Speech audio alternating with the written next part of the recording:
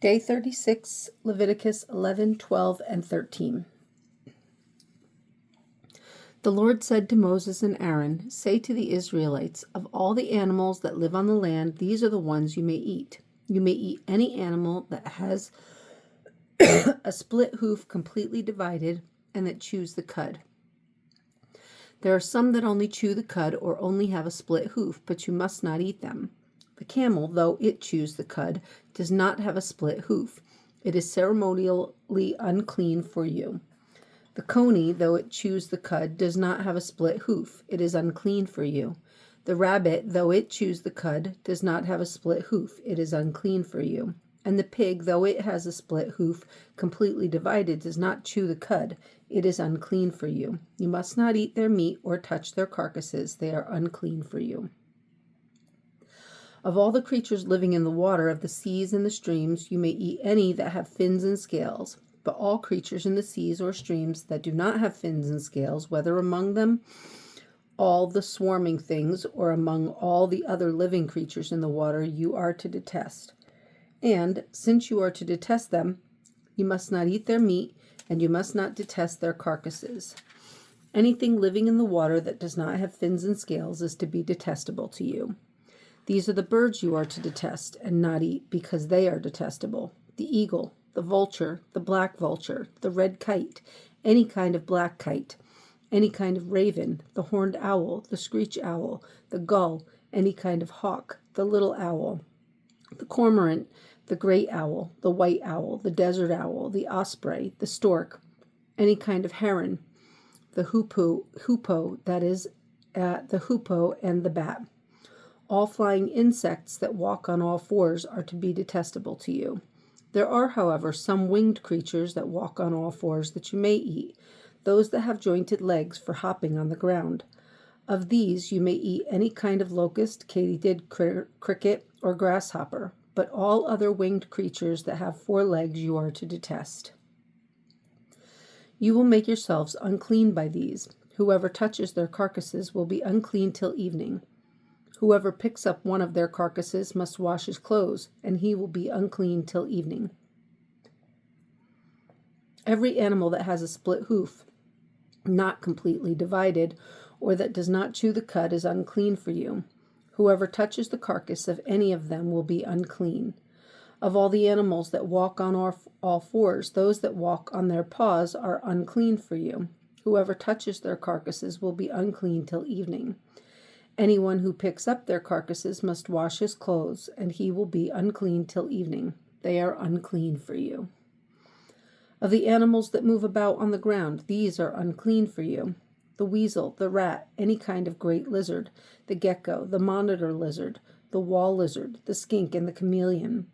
Of all those that move along the ground, these are unclean for you. Whoever touches them when they are dead will be unclean till evening. When one of them dies and falls on something, that article, whatever its use, will be unclean, whether it is made of wood, cloth, hide, or sackcloth. Put it in water. It will be unclean till evening, and then it will be clean. If one of them falls into a clay pot, everything in it will be unclean, and you must break the pot. Any food that could be eaten but has water on it from such a pot is unclean, and any liquid that could be drunk from it is unclean. Anything that one of their carcasses falls on becomes unclean. An oven or cooking pot must be broken up. They are unclean, and you are to regard them as unclean.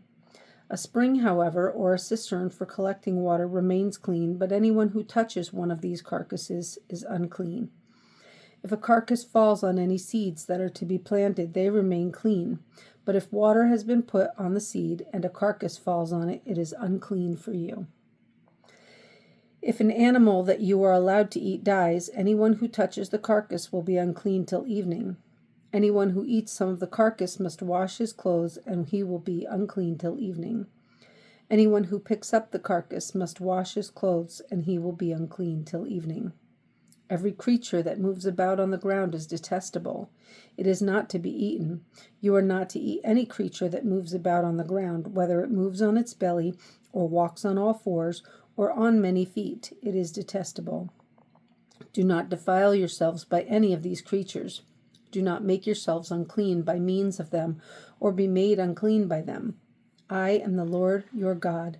Consecrate yourselves and be holy, because I am holy. Do not make yourselves unclean by any creature that moves about on the ground. I am the Lord who brought you up out of Egypt to be your God. Therefore, be holy, because I am holy.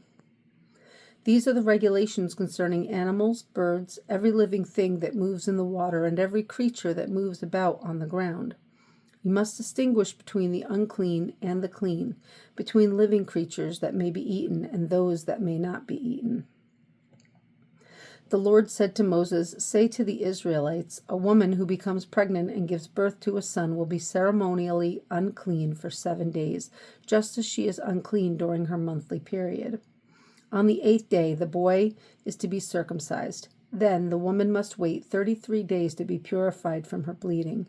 She must not touch anything sacred or go to the sanctuary until the days of her purification are over. If she gives birth to a daughter, for 2 weeks the woman will be unclean as during her period.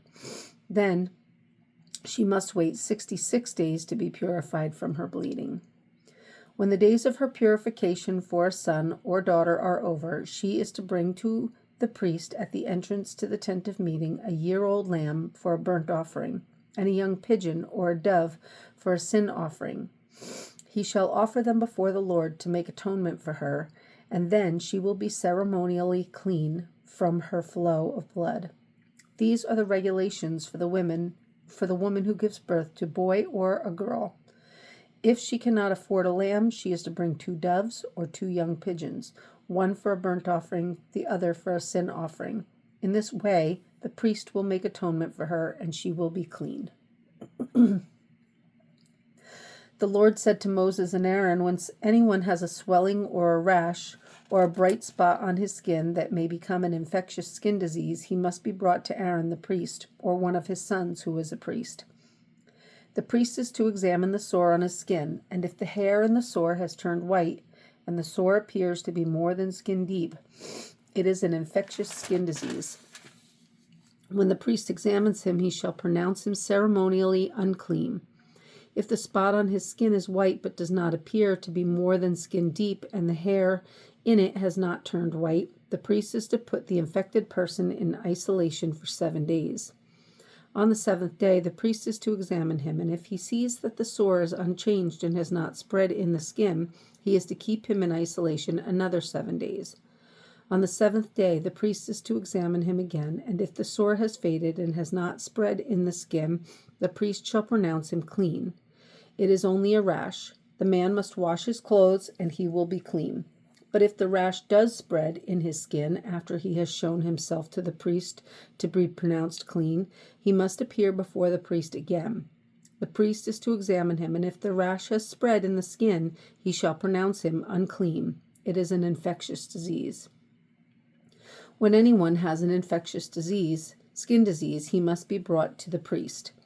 The priest is to examine him, and if there is a white swelling in the skin that has turned the hair white, and if there is raw flesh in the swelling, it is a chronic skin disease, and the priest shall pronounce him unclean. He is not to put him in isolation because he is already unclean. If the disease breaks out all over his skin, and, so far as the priest can see, it covers all the skin of the infected person from head to foot, the priest is to examine him, and if the disease has covered his whole body, he shall pronounce that person clean. Since it has all turned white, he is clean. But whenever raw flesh appears on him, he will be unclean. When the priest sees the raw flesh, he shall pronounce him unclean. The raw flesh is unclean. He has an infectious disease. Should the raw flesh change and turn white, he must go to the priest. The priest is to examine him, and if the sores have turned white, the priest shall pronounce the infected person clean, and he will be clean. When someone has a boil on his skin and it heals, and in the place where the boil was, a white swelling or reddish white spot appears, he must present himself to the priest. The priest is to examine it, and if it appears to be more than skin deep and the hair in it has turned white, the priest shall pronounce him unclean. It is an infectious skin disease that has broken out where the boil was. But if, when the priest examines it, there is no white hair in it, and it is not more than skin deep and has faded, then the priest is to put him in isolation for 7 days.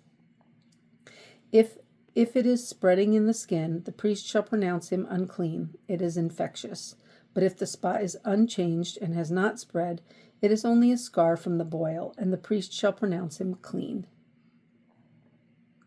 When someone has a burn on his skin, and a reddish white or a white spot appears in the raw flesh of the burn, the priest is to examine the spot.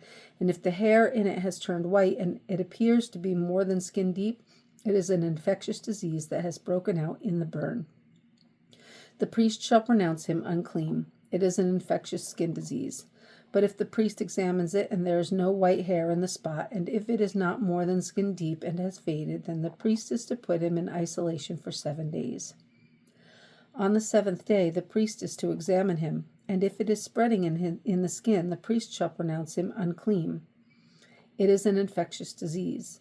If, however, the spot is unchanged and has not spread in the skin but has faded, it is a swelling from the burn, and the priest shall pronounce him clean. It is only a scar from the burn. If a man or woman has a sore on the head or on the chin, the priest is to examine the sore, and if it appears to be more than skin deep and the hair in it is yellow and thin, the priest shall pronounce that person unclean. It is an itch, an infectious disease of the head or chin. But if, when the priest examines this kind of sore, it does not seem to be more than skin deep, and there is no black hair in it, then the priest is to put the infected person in isolation for 7 days. On the 7th day, the priest is to examine the sore, and if the itch has not spread, and there is no yellow hair in it, and it does not appear to be more than skin deep, he must be shaved, except for the diseased area, and the priest is to keep him in isolation another 7 days. On the 7th day, the priest is to examine the itch, and if it has not spread in the skin and appears to be no more than skin deep, the priest shall pronounce him clean. He must wash his clothes, and he will be clean. But if the itch does spread in the skin and he is pronounced clean, the priest is to examine him, and if the itch has spread in the skin, the priest does not need to look for yellow hair. The person is unclean. If, however, in his judgment it is unchanged and black hair has grown in it, the itch is healed. He is clean, and the priest shall pronounce him clean. When a man or a woman has white spots on the skin, the priest is to examine them, and if the spots are dull white, it is a harmless rash that has broken out on the skin. That person is clean. When a man has lost his hair and is bald, he is clean. If he has lost his hair from the front of his scalp and has a bald forehead, he is clean. But if he has a reddish white sore on his bald head or forehead, it is an infectious disease breaking out on his head or forehead. The priest is to examine him, and if the swollen sore on his head or forehead is reddish white, like an infectious skin disease, the man is diseased and is unclean. The priest shall pronounce him unclean because of the sore on his head. The person with such an infectious disease must wear torn clothes, let his hair be unkempt, cover the lower part of his face, and cry out, "Unclean, unclean." As long as he has the infection, he remains unclean. He must live alone. He must live outside the camp. If any clothing is contaminated with mildew, any woolen or linen clothing, any woven or knitted material of linen or wool, any leather or anything made of leather, and if the contamination in the clothing or leather or woven or knitted material or any leather article is greenish or reddish, it is a spreading mildew and must be shown to the priest. The priest is to examine the mildew and isolate the affected article for 7 days. On the 7th day he is to examine it, and if the mildew has spread in the clothing, or the woven or knitted material, or the leather, whatever its use, it is a destructive mildew. The article is unclean. He must burn up the clothing, or the woven or knitted material of wool or linen, or any leather article that has the contamination in it, because the mildew is destructive. The article must be burned up. But if, when the priest examines it, the mildew has not spread in the clothing, or the woven or knitted material, or the leather article, he shall order that the contaminated article be washed. Then he is to isolate it for another 7 days. After the affected article has been washed, the priest is to examine it, and if the mildew has not changed its appearance, even though it has not spread, it is unclean. Burn it with fire, whether the mildew has affected one side or the other. If, when the priest examines it, the mildew has faded after the article has been washed, he is to tear the contaminated part out of the clothing, or the leather, or the woven or knitted material. But if it reappears in the clothing, or in the woven or knitted material, or in the leather article, it is spreading, and whatever has the mildew must be burned with fire. The clothing, or the woven or knitted material, or any leather article that has been washed and is rid of the mildew must be washed again, and it will be clean. These are the regulations concerning contamination by mildew in woolen or linen clothing, woven or knitted material, or any leather article, for pronouncing them clean or unclean.